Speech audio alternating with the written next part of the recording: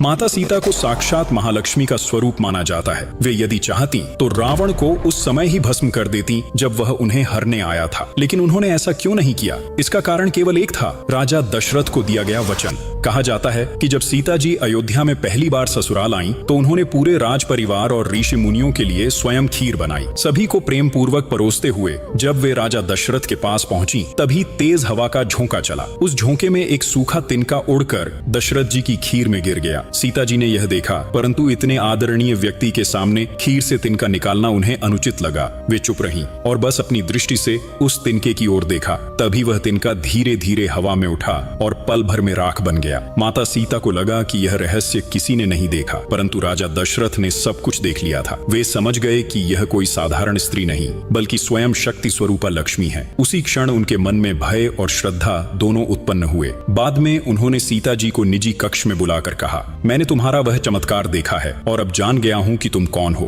परंतु मुझसे एक वचन दो। जिस दृष्टि से तुमने उस तिनके को देखा था, उस दृष्टि से अब किसी और को कभी मत देखना।